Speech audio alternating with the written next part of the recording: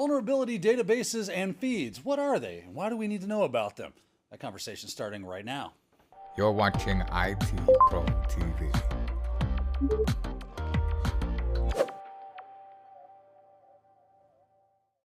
Greetings and welcome back to Security Plus here at IT Pro TV. Today's topic, vulnerability databases and feeds.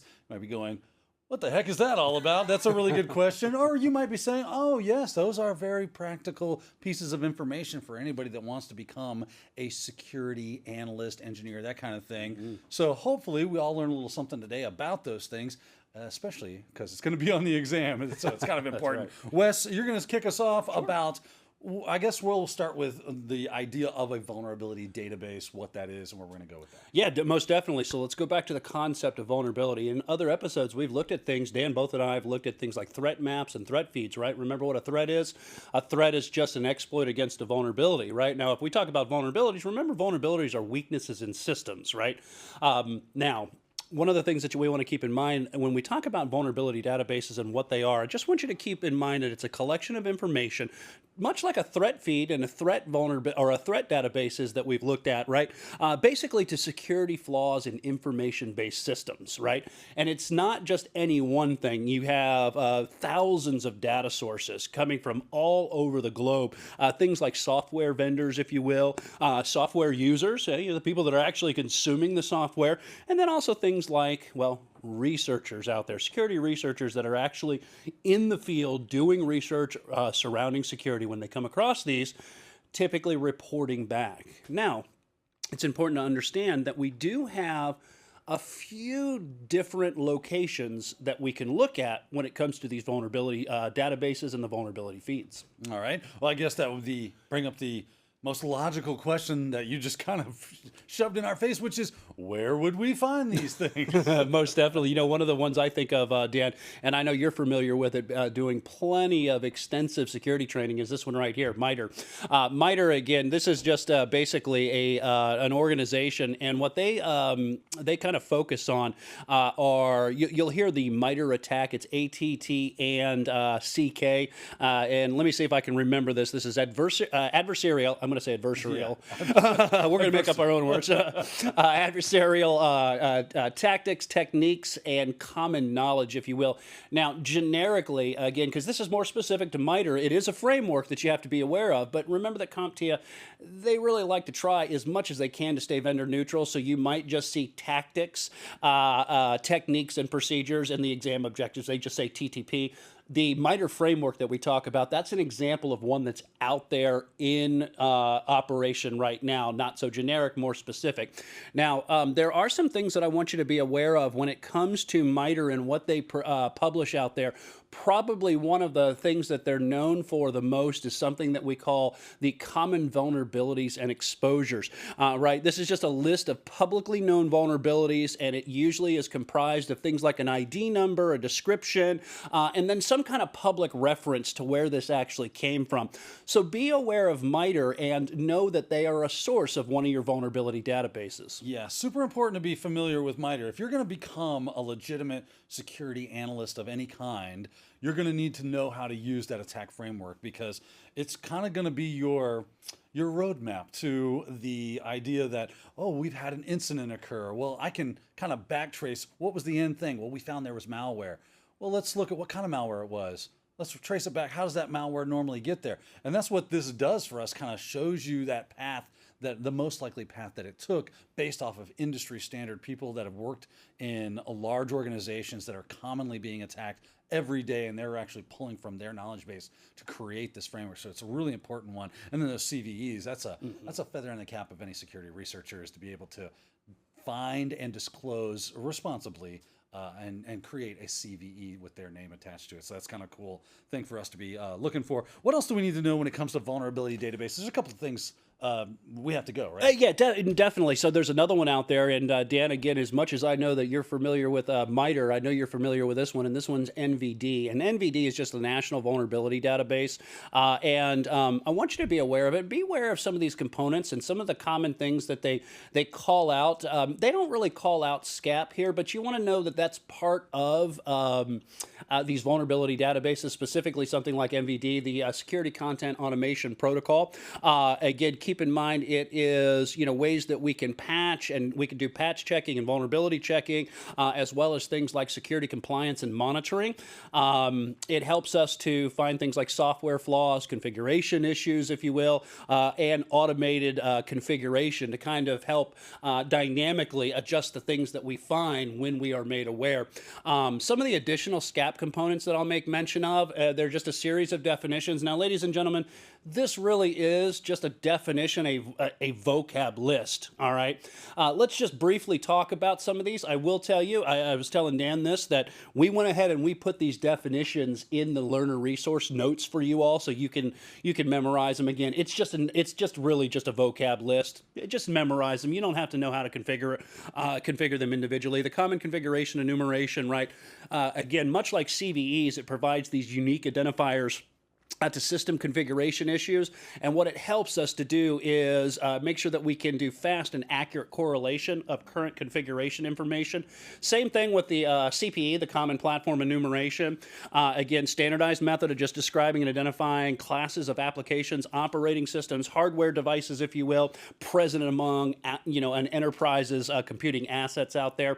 And then this one is very important too. You'll probably see this, and in fact, I know that Dan, you've showed this in some of your shows, that common vulnerability scoring system. It's a fun word. It really is. It really is. And what this is just an open framework for how do we communicate, the characteristics and the severity of these different vulnerabilities, software vulnerabilities, and rate them as to, what's the threat? What's the likelihood that they would be successful on a scale from 1 to 10? So just know some more of the security content automation protocol components, so that if they ask you on the exam, you'll be prepared. Yeah, it's great with the CVSS scoring system is to be able to basically say, yeah, maybe the end result would be full system compromise at the administrator level, but the likelihood of it actually happening is kind of low because it takes kind of the moon and stars to align for those things to happen.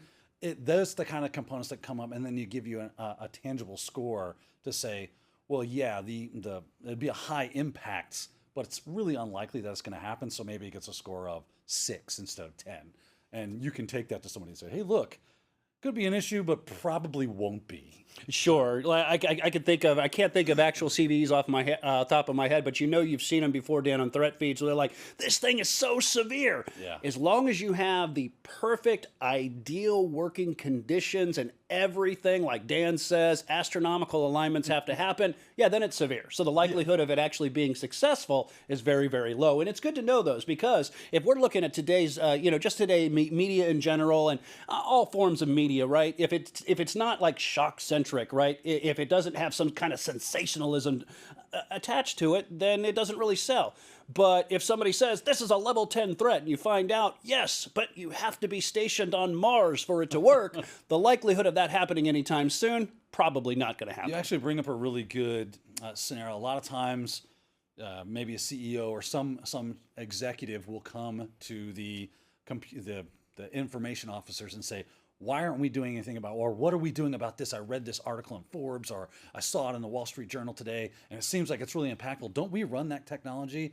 And you go, yeah, well, why aren't we doing anything about it? Because, well, all the things that are necessary for that to be a problem, we're not actually doing. You could be able to actually answer that question more effectively if you understand that CVSS scoring system. So really good for you to be aware of and understand. Let's move on a little bit. Another great place to get some great information is from computer emergency response teams. These people spend a lot of time in the trenches figuring out how incidents occurs, doing incident handling and triage, getting back to business and fixing what went wrong after an incident has happened. So they're seeing a lot of that. It's a great way. And then they can disclose that for the rest of the population so that we can kind of learn from what they've done. Right? Most definitely. And, you know, the one thing that's really good about US CERT is the fact that they also have a knowledge base.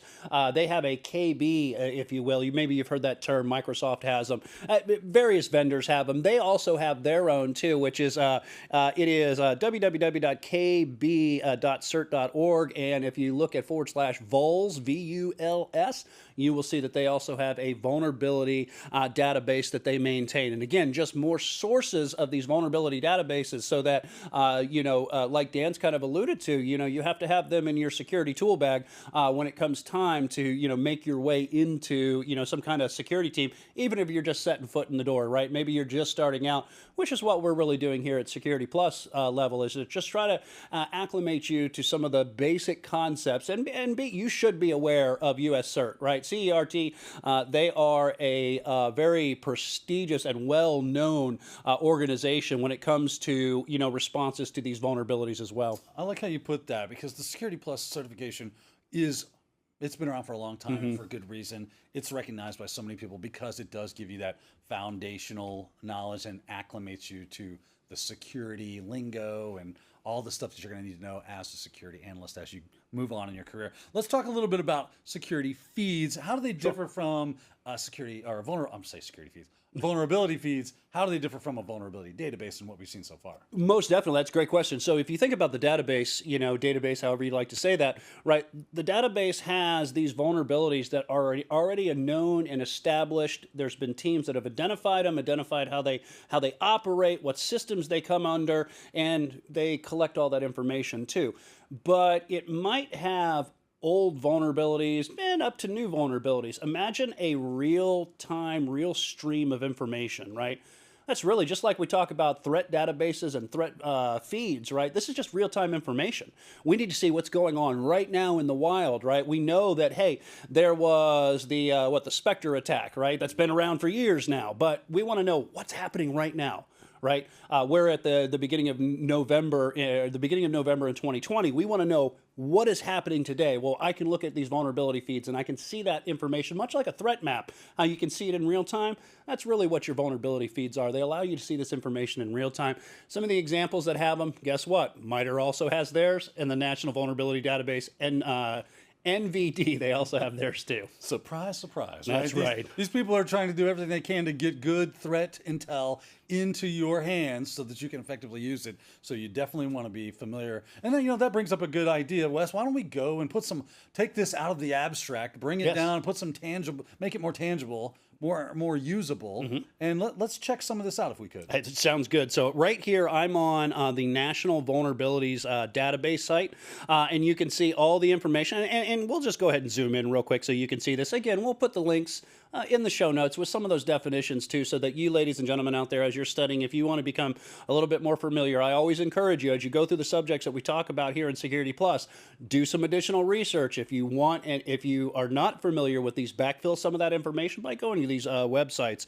I'll give you an example. So for instance, I talked about the common configuration enumeration here. You can see if we just kind of click on this, it doesn't take you initially to the details page, but when you get to the CEE page on, I didn't mention too, Dan, and I should, I'm glad I seen the NIST logo, is that the National Vulnerability Database, that is endorsed by the National Institute for Standards and Technology, and they are very reputable when it comes into security.